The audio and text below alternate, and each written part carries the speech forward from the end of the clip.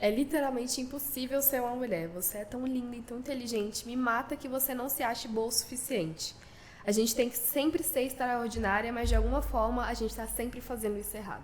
É com essa frase do discurso da América Ferreira em Barbie que vamos começar este episódio. Segura essa pedrada.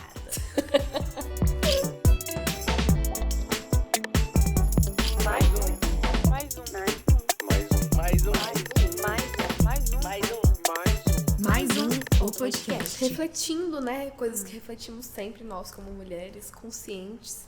A gente acaba refletindo muito sobre a forma como a pressão estética cai na gente, e não só a pressão estética, mas a pressão do ser de determinada forma, né? E aí eu e a Gi conversamos muito sobre isso desde sempre,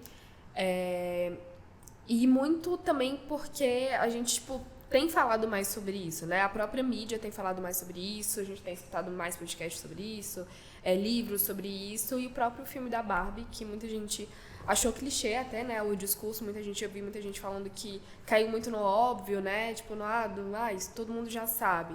Mas, de repente, despertou em pessoas que nunca tiveram acesso a um discurso desse tipo, a consciência, assim, né? E é muito louco, porque, assim, é algo que eu já pensava, mas construindo o roteiro, a gente até comentou sobre isso, de que são muitas regras que são impostas pra gente, e nenhuma delas foi criada por uma de nós, né? Tipo, então, você tem que... um pouco do que fala, né? No discurso dela. Você tem que ser magra, mas você não pode falar que você quer ser magra. Você tem que falar... Você tem que ser sociável, mas você não pode falar demais ou falar alto, porque você também vai ser mal vista. Você não pode... Você tem que ser sexy ali, romântica e tal, mas não pode ser vulgar de forma nenhuma. Então, tipo assim, é uma régua que foi determinada por outras pessoas, muito provavelmente por homens, né? E que se estende para vários contextos da nossa vida. E é muito louco pensar que não tem... Eu não sei, não conheço, se vocês conhecerem, me falem. Se você conhecer, me fale também, de nenhuma mulher que nunca, em nenhum momento da vida, se sentiu vulnerável a esses padrões, né? Seja estético, seja de comportamento, enfim. Não tem nenhuma, que não se sente vulnerável, tipo né? assim, porque muitas encontram problema, enquanto o problema na verdade é ser mulher, né? Não é, o problema não é ser mulher, o problema é o que a sociedade criou do ser mulher, expectativa, né? porque, tipo assim, até quando você atende as expectativas, você é questionado. Então, assim, é um desafio, assim. E é louco também, porque acaba que nós mulheres, obviamente, também acabamos julgando dessa forma, né? De, tipo assim, de falar, tá magra demais, tá gorda demais, faz tal coisa de tal jeito. Nossa, isso pra uma mulher é estranho, né? A gente mesma acaba sendo doutrinada ao longo da vida pra poder fazer esse tipo de comentário, encarar as coisas dessa forma também, né? E aí acaba que a gente cai num limbo até de rivalidade feminina também, né? E quando a mulher é perfeita demais, não, ela tem que ter algum defeito, né? Tipo assim, ela é magra, linda, bonita, a gente acha, não, algum defeito ela deve ter.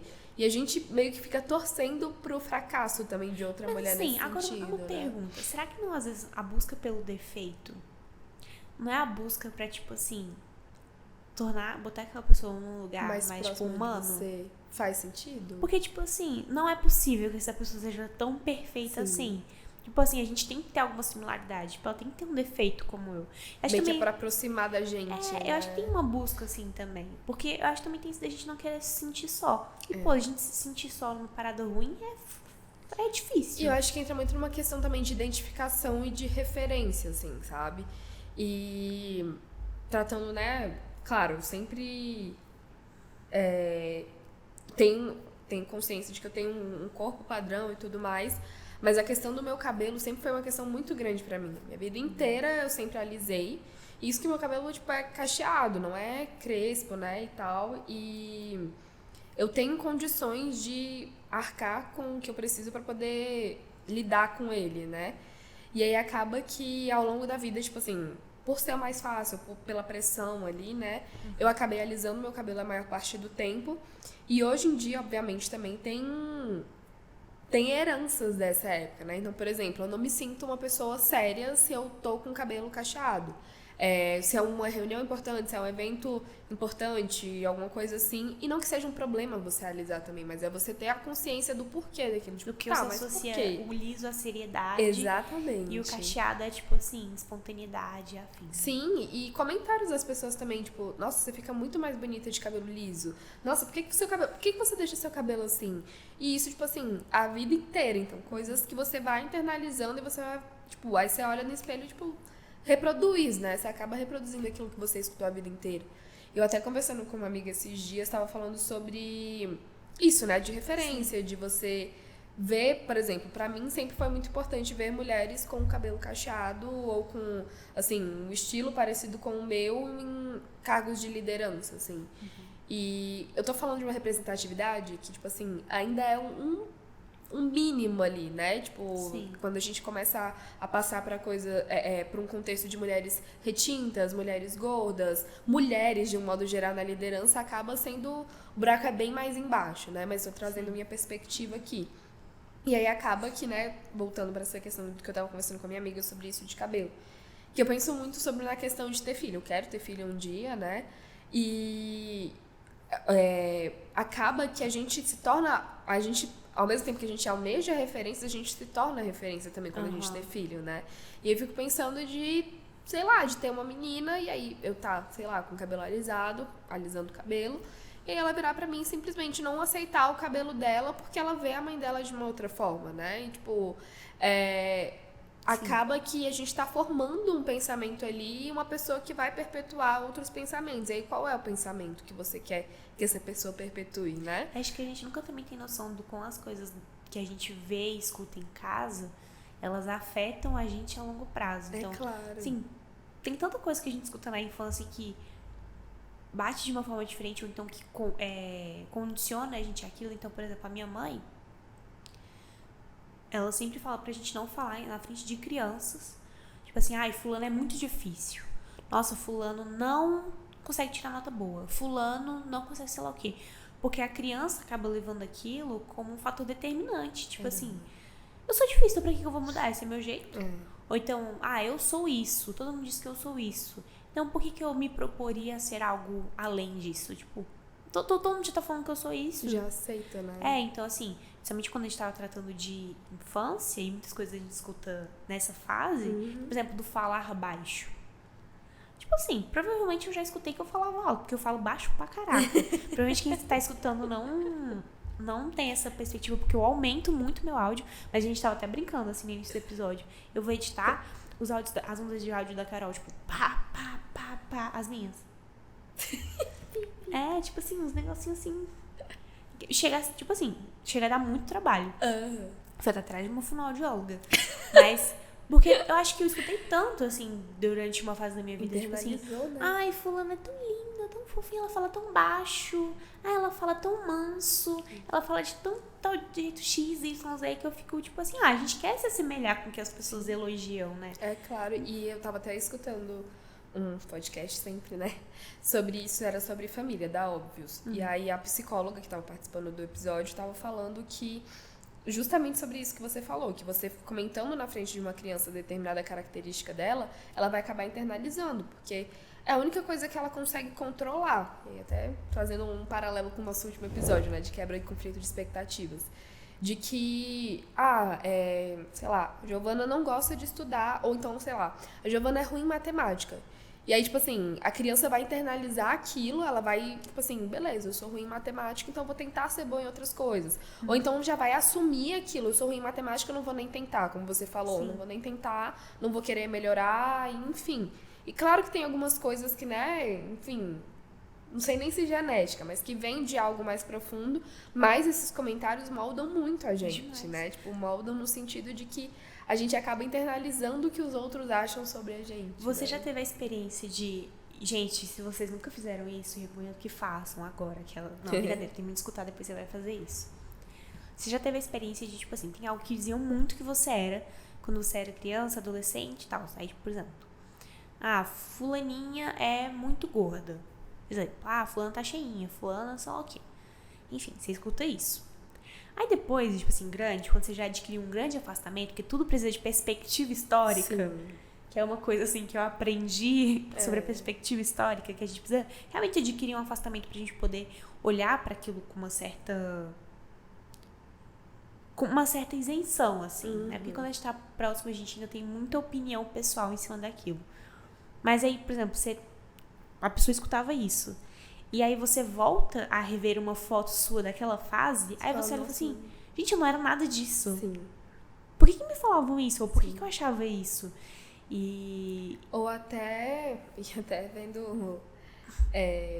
não sei se vocês viram, se todos que estão escutando viram, mas eu gravei um TikTok recentemente sobre o meu Tumblr antigo, né? E, cara, a menina insegura daquela época, eu vejo foto, igual você falou, eu vejo, tipo, o que eu falava naquela época, por que isso existiu, sabe? Tipo, quem foi que me falou que eu deveria ser insegura desse jeito, eu deveria esperar pouco das minhas relações daquele jeito, ou me achar, às vezes, até inferior por estar do jeito X, do jeito Y, não ter a roupa tal, enfim, sabe? Tipo, a gente acaba internalizando muito isso, e é igual você falou, só quando a gente tem um distanciamento e olha pra trás, você vê, tipo, não era nada disso, sabe? Sim. Eu acho que isso ensina muita gente também a voltar pro presente, a entender, principalmente quando eu tô me sentindo insegura com alguma coisa no presente, de entender, tipo assim, não... essa sou eu, tipo, sabe? Tipo, começar a ter mais carinho com o seu corpo, mais carinho com a sua imagem. E não é... Claro, a estética sempre vai estar presente, tipo, no sentido de usar maquiagem, não usar maquiagem, usar uma roupa tal, não usar, ou essa roupa me deixa gordinha, essa roupa, tipo, não valoriza o meu corpo. Claro que tem coisas que a gente, né, vai aprendendo, muito mais sutis, que a gente vai aprendendo a lidar melhor, mas esse distanciamento é importante para que a gente entenda que a gente é bonita no presente, que a gente é suficiente, que a gente é inteligente, né? Tipo assim, em todos os aspectos da vida, assim mesmo. E assim, numa perspectiva, tipo, disso, assim, do como a pressão estética afeta a gente, e eu sei que também tem uma questão de que nós mulheres sentimos muito a pressão estética. Mas eu acho que a gente tá numa fase... Eu não sei se eu já comentei isso em algum episódio, mas eu vou falar aqui. Vocês vejam se faz sentido ou não, mas é uma coisa que eu tenho pensado muito. Eu não sei se vocês lembram que... Não lembramos, né? Mas tipo, que a gente não viveu isso na Vera. Mas no período da AIDS, da HIV, enfim, que tava muito em alta, foi onde surgiu o termo sarado. Que é a pessoa fitness e sei lá o quê... e que tinha músculos, porque contrastava muito com a pessoa que tinha o vírus da AIDS, né? Tinha HIV. E eu acho que eu tô até falando termo errado, assim. HIV, o portador de HIV, é uma coisa assim. Soro positivo. Que você não fala que a pessoa tem AIDS, né? Enfim. E aí surge o termo sarado, né? E quando a estética fitness, ela bomba, e aí, né... aulas de academia, enfim, teve uma crescente ali de pessoas que malhavam. E aí, assim, a gente viveu um período de Covid, né? Foi um período muito delicado, um período que as pessoas ficaram muito doentes, afetou muito a saúde delas. E aí, pouco tempo depois, eu vejo um boom. Tipo, isso pode ser uma percepção totalmente pessoal, tá?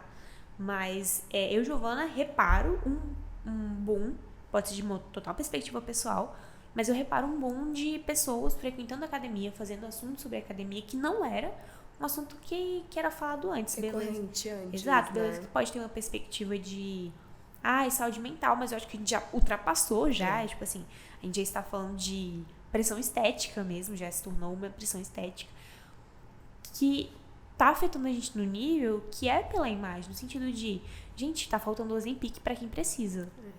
Tipo assim, pessoas com diabetes que precisam do Ozempic, ou pessoas com graus elevadíssimos de obesidade precisam de Ozempic e não tem acesso ao medicamento, porque tem pessoas que precisam perder, tipo, 10 quilos, 5 quilos, que estão usando medicamento com essa finalidade. Sim. Né? E eu acho que, até trazendo nessa perspectiva macro de o estilo de corpo de cada época, né? A gente teve nos anos 2000, início dos anos 2000 ali, uma crescente de... Porque a estética era você ser magra, extremamente magra, e não fazer nada, né? Tipo assim, magra natural, digamos assim, né? Tipo assim, você... Que aí era Paris Hilton, Britney Spears, essas todas, né? Que eram mulheres brancas e loiras também, em sua maioria. com o cabelo mega alisado, a ponta chega, tipo assim, espichada, e aí acabou que isso perdurou ao longo dos anos 2000, tanto que, se eu não me engano, não vou saber falar estatisticamente, mas pelo que a gente ouve falar, os anos 2000 foi a época em que teve mais distúrbios alimentares, né, de, tipo assim, de bulimia, anorexia. E a estética nos 2000 está voltando com tudo. Pois é, e aí a calça cintura baixa, a barriga de fora, piercing no umbigo. o piercing no umbigo. Então, eu acho que cada época, né, tem a sua herança ali estética também, né? E eu acho que faz muito sentido isso que você falou, porque aí a gente começou a meio que fazer atividade física na pandemia, seja pelo tempo livre, quem podia, né, na época, ou seja pela saúde mental. A gente viu benefício para a saúde mental, a gente começou a ver resultados físicos, e aí a gente continuou eternamente, né? Tipo, e buscando aí, aquele galera, padrão. usando Ozempic, usando bomba, muita gente usando bomba. Até assim, não sei se vocês gostam do conteúdo do Rodrigo Góes, mas às vezes eu tenho hiperfocos, né? E chega um momento que o meu hiperfoco se tornou o Rodrigo Góes e o conteúdo dele. E aí ele até, tipo, compartilha alguns canais de, tipo assim, de evolução. Ele é um profissional que traz muitas conteúdos, assim, relacionados à saúde com muita responsabilidade, né? Sim. E aí isso é muito legal. E aí ele traz, tipo assim, meninos que começam a usar testosterona, não, começam a usar hormônio, né?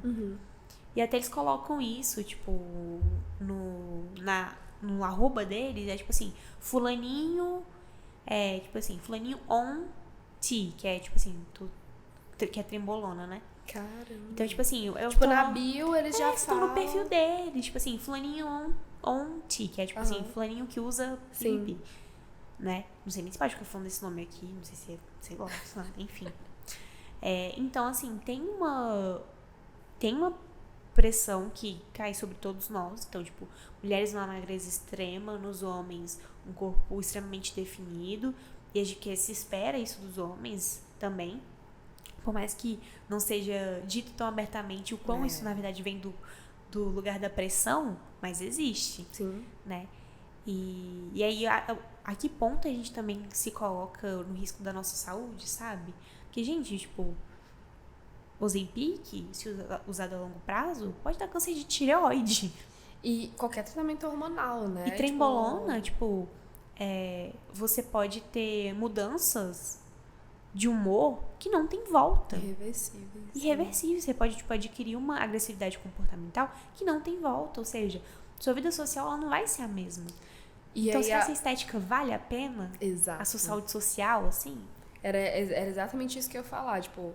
Até que ponto vale você investir nisso para que você tenha, beleza, o corpo X ou Y, mas a sua saúde tá indo para um outro caminho, né? E aí vem muito da importância da gente, inclusive, consumir conteúdos saudáveis. Principalmente, a gente já falou muito sobre isso aqui, que você tem uma identificação até corporal com a pessoa mesmo, né? Claro que você não vai seguir só as pessoas que são uma referência física para você, mas pessoas que têm responsabilidade no conteúdo que elas estão passando ali, né?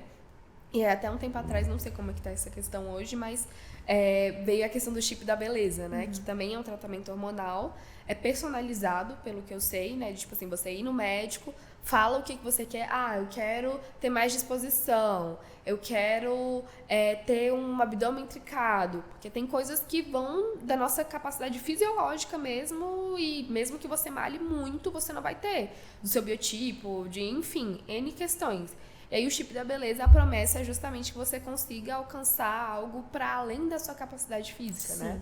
E aí é um chip implantado, né? Tipo, que aí o médico vai fazer personalizado, tanto do hormônio tal, que é para tal coisa, tanto do hormônio tal, que é para outra coisa. Então, tipo, ele vai fazer algo personalizado para você e colocar em você. Tipo, não vou entrar em muitos detalhes até para poder não despertar ou dar gatilho ou promover, em quem né? tem, exatamente, ou promover. Mas a questão os efeitos que isso causa são irreversíveis. Você vai arrumar uma coisa e você vai adquirir 1 milhão de outras coisas. E no final, você só está fazendo isso por algo estético. E qual que é o benefício, o real benefício estético que vai dar pra você, sabe? E se compensa. Exato. Tem um menino que faz vídeo aqui em Brasília que fala: será se vai compensar? Tem que pensar nisso. Se vai compensar. Sim. Não compensa, assim. Então, eu acho que vale muito parar pra pensar, e eu sei que isso é difícil, mas o quão isso é meu e como isso é da expectativa do outro em relação a mim. Exatamente. Então, é pensar que tá todo mundo sobre essa mesma expectativa, assim. Exato. Sei lá, são tantas nuances, camadas que eu acho que nem cabe... afetam a gente. Exato, eu acho que nem cabe, tipo... Nem que a gente quisesse resumir tudo, caberia em um episódio, né? Porque a gente tem tanto perspectivas pessoais quanto, tipo assim, igual eu falei, de amigas, de conversar e ver, tipo assim, cara, eu acho essa menina linda, eu acho ela... Esses casos que viralizam, às vezes, de blogueiras que, felizmente, vêm a falecer porque fizeram um determinado procedimento estético, ou até a doença do silicone, que teve aí também, né, da galera que colocou, e aí começou a ter problema, e aí você vê que acaba voltando... E até, não vou citar nome, mas teve uma blogueira que eu sigo, que teve a doença do silicone. Ela teve sempre um corpo mega padrão, sempre se cuidou muito e tudo mais, mas ainda era um desejo muito grande de colocar o silicone. Colocou o silicone, teve a doença do silicone, e aí ela falou que depois da doença, ela começou a olhar com muito mais carinho, precisou fazer o explante, né, tirar o silicone. Ela começou a olhar com muito mais carinho pro corpo dela, no sentido de, tipo assim, meu corpo é funcional, sabe? Tipo assim, meu corpo me dá o que eu preciso, meu corpo me dá prazer, meu corpo me dá felicidade, me dá tristeza, o que é também algo que é da vida, né? Então, começou a olhar com mais carinho nesse sentido e ver que, na verdade, talvez ela não precisasse colocar isso pra perceber, né? Sim. Porque acaba que, quando você faz o explante, a estética não fica a que você esperava, não fica, né, o que você... a que você almejava quando você colocou o silicone, por exemplo, e você volta para um lugar de autoestima baixa de novo, né? E aí ela falou que eu escolhi, tipo, não ter isso. Tem muita mulher que acaba tirando, colocando de novo, né? Tem uma série de especificações. E eu acho que o ponto que a gente tem que voltar também é que não é um problema você querer fazer o silicone, você querer alisar o seu cabelo, você querer ter o corpo X ou o corpo Y. Isso é natural do ser humano, né? Mas eu acho que é muito, é igual você falou, entender da onde que vem essa vontade, sim, o que vai me levar a isso, e as consequências, né? Independente do caminho. Indo assim, nessa perspectiva do entender o que é meu e entender, enfim, a gente também tem que entender que algumas coisas são moda. Sim. E eu acho que a gente aí também pode fazer uma discussão de classes, no sentido de que, por exemplo, silicone. Não é todo mundo que vai ter dinheiro pra botar e pra tirar. Teve uma onda de blogueiras que colocaram, influenciadoras que colocaram. Depois a moda passou de ser essa, elas tiraram. Ou então, tatuagem. É uma coisa que gente, teve um boom de tatuagem, de pessoas tatuadas. E virou moda e tal, muita gente fez. Aí, não sei se você tá reparando, assim, muita gente tirando. Muita gente tirando. Então, não é todo mundo que tem o dinheiro pra fazer e pra tirar. Dente, colocar lente de contato, fazer aquela tatuagem de sobrancelha. Tanta gente que faz tá tirando, tipo assim, quando classes mais baixas passam a ter acesso àquilo, a boca aí passa também, a ser né? Tipo assim, aumentar o lábio. Exato. Entendeu? Aumentar o cílio, aumentar o lábio. Exato. Então, tipo assim, também tem uma questão de... Será que essa vem também de um ponto de diferenciação social? Com certeza, né? Porque assim, toda hora, uma coisa que era, tipo, por exemplo, botar a boca, que nem você falou, e tirar, é estético, mas depois deixa de ser. Você inclusive viu uma menina que ela foi botar a boca, ela achou que era ácido hialurônico? Sim. E aí era aquele PMA? E aí ela precisou tirar o lábio, necrosou, né? Precisou tirar o lábio, não tem volta. Sim. Então, assim, vocês já colocaram PMA na bunda. Enfim. E aí vai de novo na questão, primeiro, do conteúdo que você está consumindo sobre isso e a responsabilidade do produtor de conteúdo falar sobre essas questões e essas possíveis consequências. Sim. Segundo, de investigar o profissional com o qual você vai fazer, né? Seja desde uma coisa mais simples, um alongamento de unha, um alongamento de cabelo, um alisamento de cabelo, até coisas mais sérias, né? Como silicone ou uma lipo, ou algo nesse sentido, assim, né? Tipo, você, de fato, ter a referência ali e não fazer simplesmente pelo boom do momento, né? De, tipo, enfim. Eu acho que é uma coisa que você tem que parar pra pensar por anos antes de tomar a decisão de fazer. Tem que ser uma decisão madura, não pode ser no quente ali, tipo, né? Assim, você tem que pensar e pensar bem. Porque, assim, tem coisas que são irreversíveis. Tipo assim, seu nariz, se você mexer, além das possibilidades de necrose, da qualquer coisa, tá na sua cara. Você não vai ter volta. Não vai. Inclusive, tá aparecendo pra mim uma. Não que eu pesquise as coisas, porque eu estou muito satisfeita com a minha cara. Mas estou muito satisfeita comigo. Mas de uma. Porque agora tem isso, né? Tem alguns profissionais que não são médicos, cirurgiões plásticos, enfim, que estão se propondo a fazer algumas cirurgias. Até dentista, né?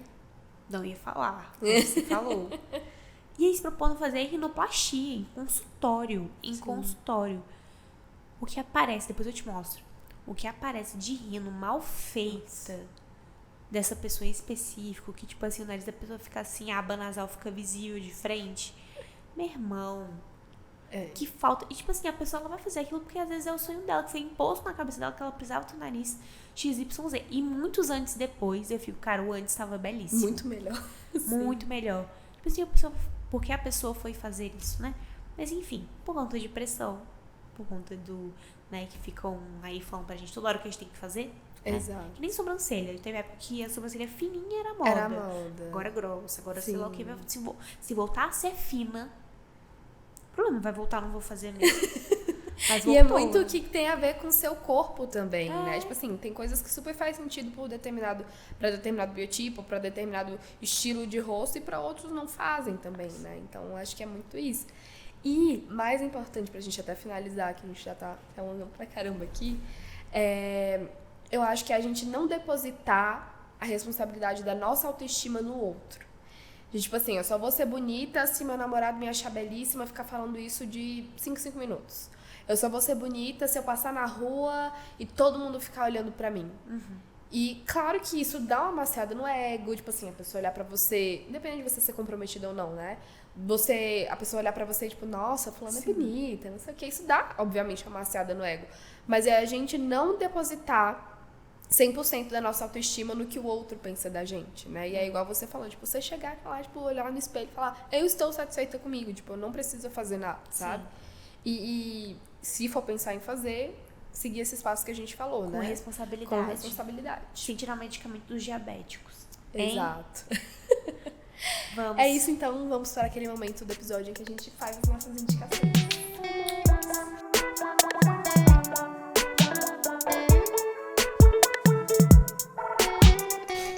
Além de expectativas, o que você criou, aquele momentinho do episódio traz dicas de sugestões de coisas para você ver, ouvir, ler, se entreter, enfim. O que você quiser. Vamos começar, Carol? Vamos lá, eu trouxe uma indicação que fala um pouco sobre essa questão estética, mas fala um pouco também sobre o ser mulher, de um modo geral, né? Eu li o livro Em Busca de Mim, que é da Viola Davis, uma atriz americana, e muitos recortes ela traz. Ela traz um recorte de pobreza muito forte, do que ela escutou ao longo da vida inteira, dela como adulta fazendo esse distanciamento que você falou, né? De, tipo assim, sair da situação, ver de cima, ver que ela não tinha culpa do que ela passou. Fala sobre maternidade, sobre as expectativas que a sociedade coloca no corpo de uma mulher, né? No sentido da maternidade.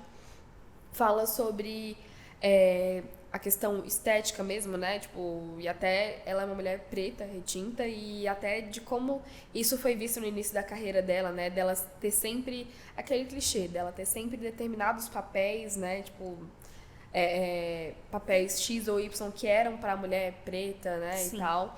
Da construção, ela fala muito sobre a construção dela como a Annalise Keating, que é do How to Get Away with Murder, que é a série que ela ficou mais famosa e tudo mais.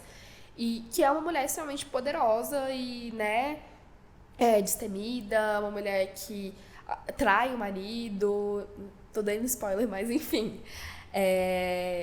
Então ela fala dessa construção da mulher negra saindo do papel que ela era sempre colocada, né? E aí ela fala como foi um processo para ela também se ver como uma mulher bonita, se ver como uma mulher desejada, assim, sabe?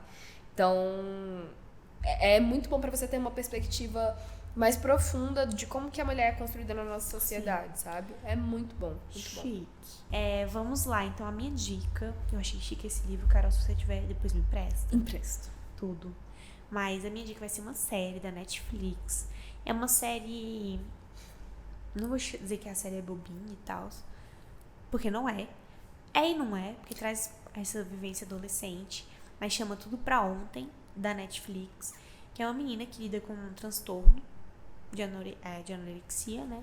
Então, se você tiver gatilhos, não assista. Mas se você não tiver, aí você assiste. Ou se sente confortável em assistir. Até porque é um assunto delicado, né? Sim. Mas, enfim,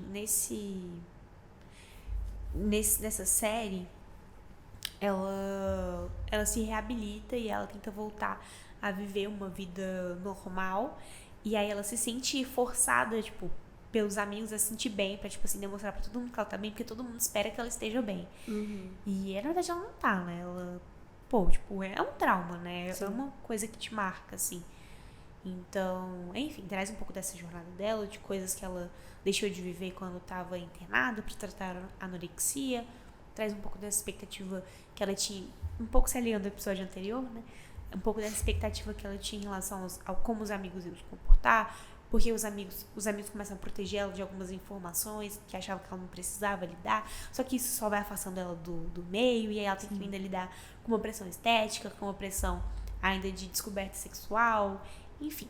Gente, muito legal a série. É uma série de boas pra assistir assim, pós-trabalho, pós-estudos, então é isso, fica a minha dica. Perfeito, então vamos encerrando por aqui, né? Reforçando mais uma vez que se vocês quiserem fazer algum procedimento estético, que pesquisem antes e entendam primeiro de onde que vem esse desejo, para depois, né, de fato, executar aquilo, e vamos olhar com mais carinho para os nossos corpos. Sim, vamos. Beijo, tchau, tchau. Tchau.